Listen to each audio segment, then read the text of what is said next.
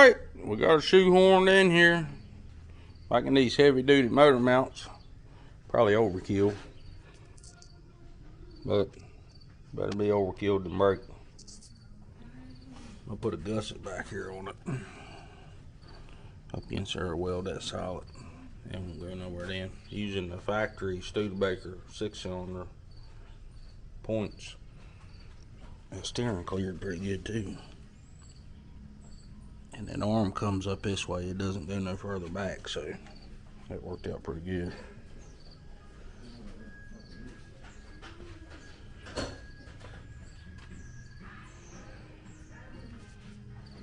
Got plenty of room on the back of the hinge for the Terminator grounds.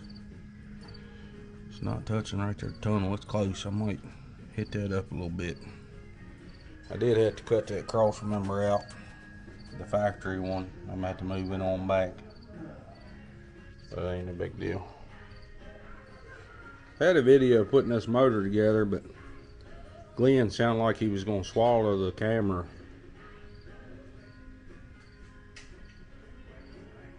He's breathing so hard. I personally was not breathing hard. You could barely hear a little. That was it.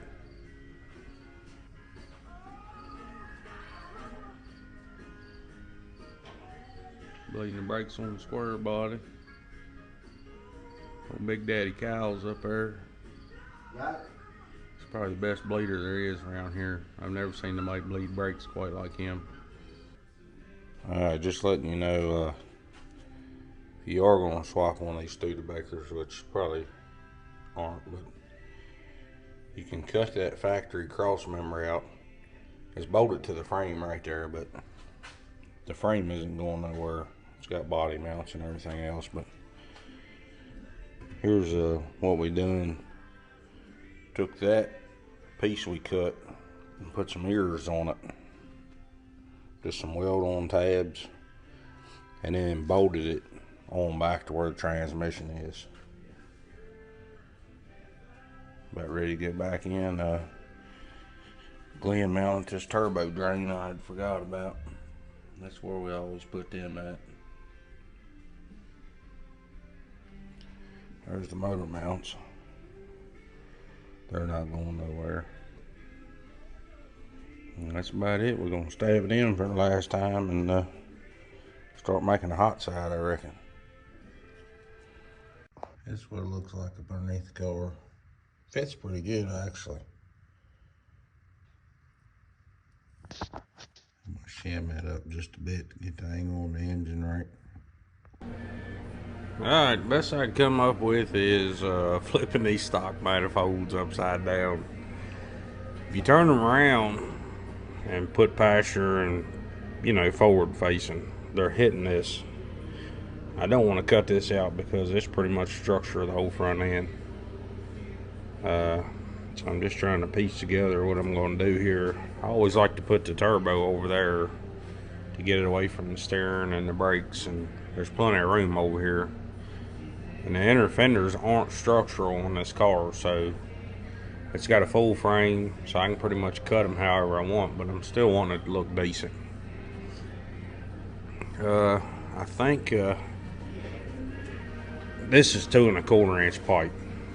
It's just an eBay kit that I buy, and we make hot sides out of it. But if you cut these off even, this fits perfectly up against that to weld. It's loose here, and I mean, you can do this, but it's still gap. But anyways, that's usually, yeah, that's great. That's usually how we do it. So I think I'm going to flip this. Of course, the other end in there. But you see, I'm lacking height right here for the turbo. But we'll usually cut a notch out of this with a portaband and weld a T4 flange right on this, and then tie the other side into it. And use these because you can always unbolt it and take the hot side off of it to work on it if you need to. Let me figure out how I'm gonna get it, and then I'll take another video and maybe try to do a tripod setup and just do it as I go. Now let me be clear by what I mean by this 2 1/4 pipe. This is not going to reduce any flow. I've seen on YouTube people who've used this to do 1,000 wheel horsepower, but the reason why I say it's not going to reduce any flow is because this is tight right here. So you're not reducing any flow coming out of that manifold. I mean, that's just my opinion. I could be wrong, but I don't see how that it would reduce anything. Now, I do know if you cut it and do a wild bend right here, you're going to reduce some flow, but I promise you for what this is going to be, probably 500 tire, it's not going to hurt nothing. I'm just trying to figure out how to get it through here without interfering with the core support. I think I'm going to cut this at an angle, stick it in here, bring it down. I got this tire full lock. Of course, it's going to come up, so I'm allowed for that once the car's sitting on the ground. But I'm going to come down here and around underneath of this, because those arms aren't going to come up that far. And then just come, well, about right through here. Come over and do the same over here. And up here at this bend, I'll show you, I'll cut a notch in this and weld a T4 flange on. If you're going to use a Sharpie on any kind of metal, the silver ones are the best. They show up real easy. Real easy. Show up real nice. We'll say that. Alright, so I got this pipe in here. And I got it at the angle. I'm looking down at it to see what I want. You probably can't tell from there, but so the best thing to do is get it centered up and take a Sharpie and go all the way around it. Not just half of it, go all the way around it, because when you start cutting it, you can get off track pretty easy. But if you look, I've done used this piece before, so there it is. So I'm gonna slice that, set it in there and see what it looks like. See, I got this thing set up in a jack. Works pretty good, I guess.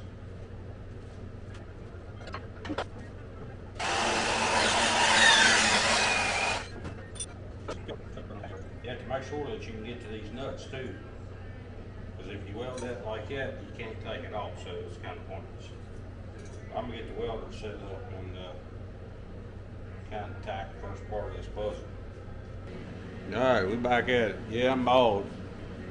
My wife took care of that. I had 4 kids. Anyways, I might have 2 or 3 hairs still up there. Alright. We didn't use the welder last, so we got to clean it up first. I know you're probably watching this cussing, but yeah, there's supposed to be wheels on the tip.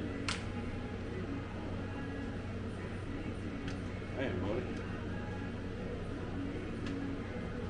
Get some cutters. Alright, so we're going to tack this thing. Yeah, I know I could have cleaned that pipe off, but I'm too lazy for all that. This is going to be painted black, so you can't see the wheels in it. I ain't no welder. I'm going to be the first to tell you that.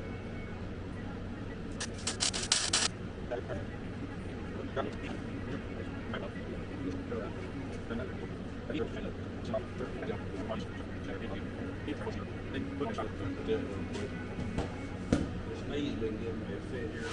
It's in a bad motorcycle wreck, 2013. Put a bike off Hot Springs Mountain, 110 foot, and I can't get a ticket now, so I'll be honest with you. I was in 4th gear on the CBR 1000 double R, so I'm guessing I was going between 80 and 100 miles an hour. Self-inflicted. I'm not blaming nobody. Probably lowest point of my life. You take for granted being able to get up and go to the bathroom and stuff, wiping your own butt. Luckily, I had people in my life that took care of me, and I appreciate that every day. I'm blessed to be here though, be able to watch my kids grow up. Very blessed. I might put some pictures in here, is that correct?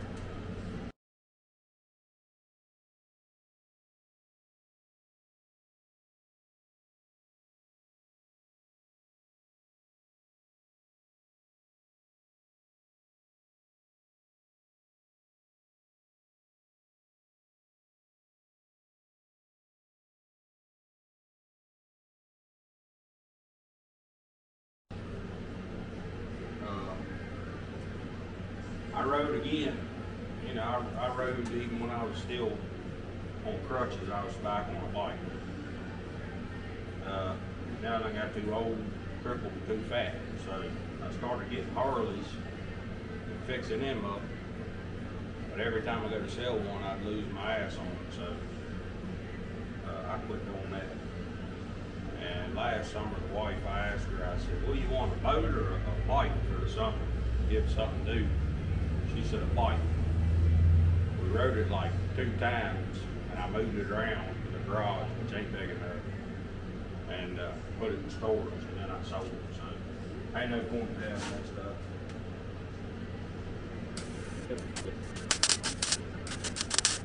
Now, I'm just tacking it before I go welding all this stuff. I will take a wire brush to it,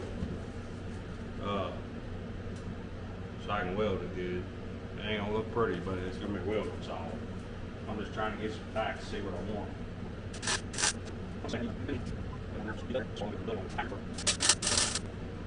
Pretty good tack, that way I can pull on it and stuff.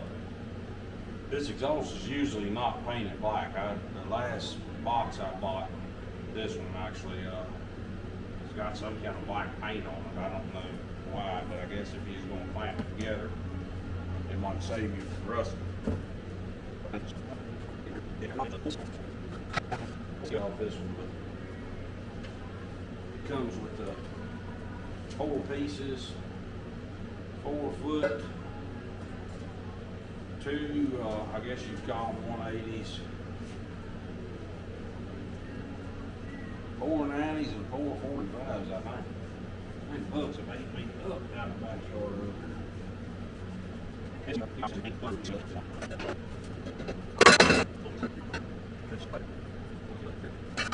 just kind of piece stuff together. I know it probably ain't right, but it's worked for me forever, so I made more than, I'd say probably 10 hot sides, if I had to guess. And it's just how I always do it. I probably waste a little bit of pipe. I mean, that's alright. It's cheap. Time though, time's expensive.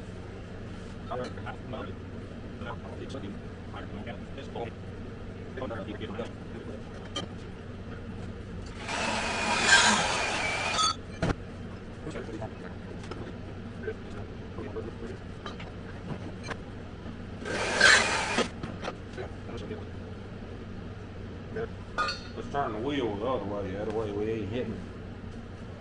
Make sure it's all right. Keep in mind now you're on jack standing, so when this car goes down, power's gonna come up. Clearance out this way, you're gonna lose. So make sure you got enough room when you're doing it.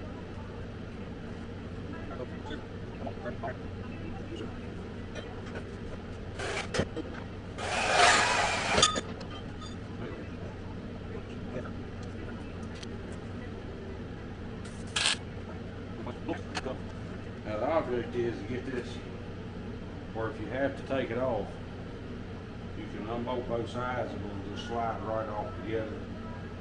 I know you're supposed to have a little bend joint or whatever you call it, and I got them over there, but through the years, I've not had nothing break or crack or any trouble.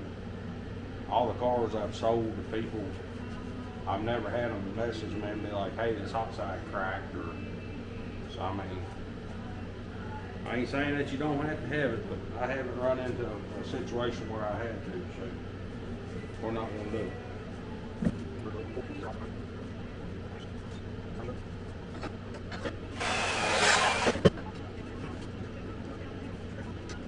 Not hitting nothing. The tire's not gonna hit it. Even when it comes up, it's not gonna hit because the car's not gonna swap that much. I've jacked it up, so.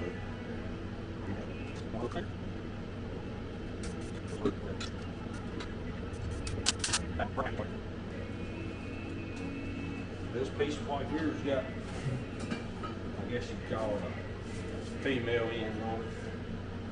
So what you're gonna want to do is get that where you can slide back and pull it up. I might have to butt weld this side, but I might put a sleeve on it.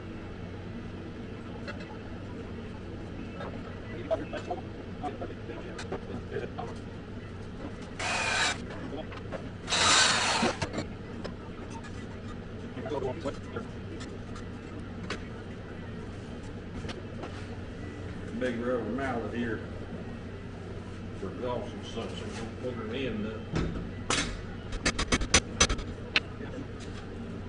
Then you can tack that up. That's pretty much a hot side other than putting the flange on, but let me make a few tacks here and get all this stuff.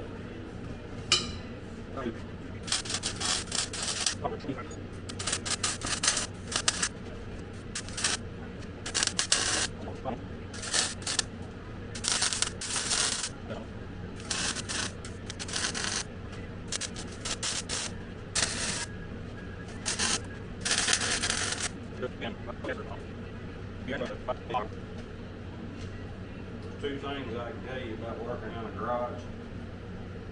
Always carry a razor knife. These work pros are really slim and they're cheap. You can get like 3 of them for 12 bucks. Put the blade in it. As you know as well as I do, probably ain't never gonna change the blade till you lose it. That and hay dudes. I have not burnt through a set of hay dudes. I wore them out. These are about due for a new pair. I have not burnt through a set of hay dudes. And I've been welding in the garage with them. You see my welding, pretty rough. And I have yet to burn through a set of them. I've probably been wearing them for 2 years, 3 years. Very comfortable shoe in the garage. Which they let us wear them at work. Alright. So, let's see if I can get the camera over here. So here's a T4 flange, right? You gotta make sure that you put this where the turbo is gonna fit. In this situation, I mean, you could actually put it here if you wanted to. I'm gonna bring it down here so the compressor housing is away there a little bit. If you have a plasma cutter, you can just tack this and cut it out with a plasma around it. I've done that before too. So, you know, each your own, but you're gonna have a gap down here to weld. But if you notch this down in there a little bit, it kind of gets rid of most of the gap. But I've been doing this for years and I've never had no trouble out of it. So now if you're trying to make peak power, you know, if you're trying to make 1,000, that's going to take a hell of a turbo, a T4, to get you there. I mean, you could even do this if you wanted to scab in some pipe, you know. Just depends on what you want it to do. On a Mustang, you can do the headers the other way. I might show a picture of that. And this is usually over here out of the way on the outside of the frame rail in front of the passenger side tire, and they work really well on any kind of Fox body. The car that Cletus bought, a Cougar, it's done, Glenn done it. I think that was the first one he had done the hot side by itself, but the LTD is the same way. We've used it over and over, but of course the manifolds are facing down, but this car you just can't do it. So anyways, I'm gonna try to get that turbo and see what it'll fit like there. That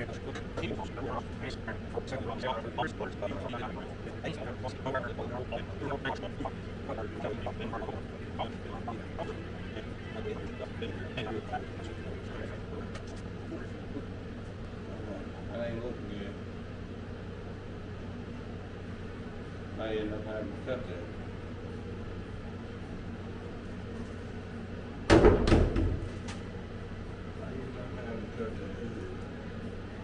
course, it looked badass with the turbo sticking out of it. It's right there, the brakes too, I think. Of course, once you fire these cars up, they're no longer a sleeper, so the whole dream you're gonna pull up beside somebody and blow their doors off, they're not gonna know. They're gonna know.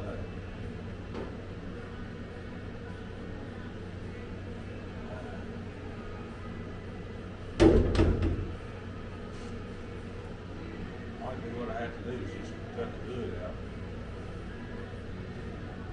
And I could have done the other way, spend a bunch of hours fabbing stuff up, but this car is just kind of like a tire frying machine. You got room for the heater hoses like this, coolant lines. I mean, I'd rather have heat than worry about the turbo being underneath. Kind of digging the fact that it might be hanging out of the hood.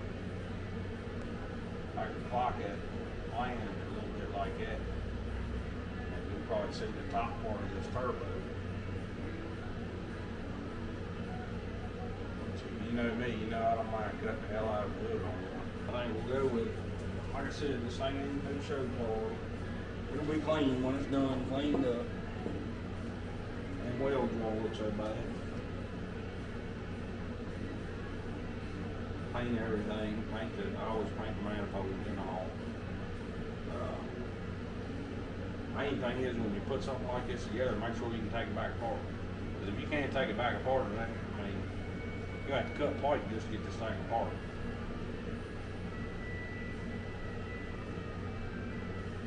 With granite, knock on wood, I've only had to take one apart.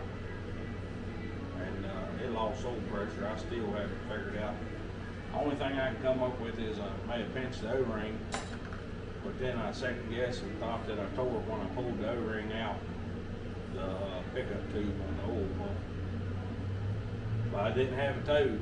Me and the wife, we went and got ice cream, and it dropped oil pressure.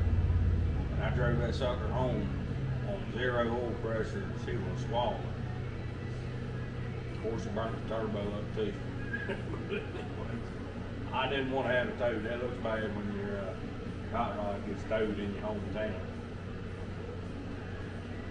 So anyways, that's what we're going to do, I guess. Put that sucker in there like that, kind of at an angle. Cut that out. Set it in there.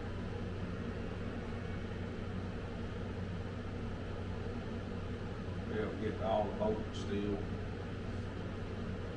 Now on this, when you take the hotside off, you're going to have to drop one manifold down. You can't have it all. You could pull these studs out if you can get them out and just run bolts down in them. We've done that before. But all you have to do is take the manifold off and you can take a hotside off. Take the manifold, unbolt these and drop the manifold down, and this will come up over the studs. But anyways, that's all we got. You can do a hotside like this in a couple hours.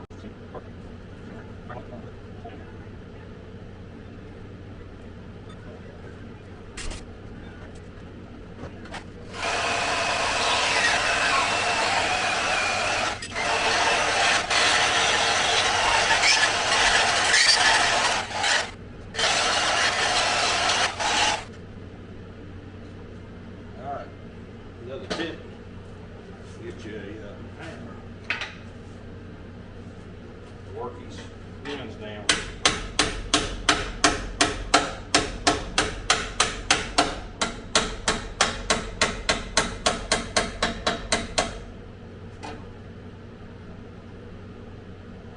And when you do that, then you can open that up.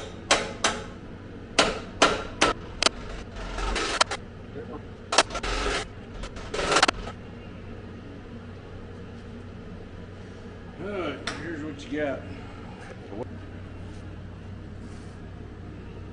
So you can center that baby up. You can weld it from the outside or inside. Just remember on the outside, if you do want to put some nuts just to lock everything down, you can't get a weld over too far. So you can keep working that on out and get that gap pretty much gone if you want to there. You might work a little more.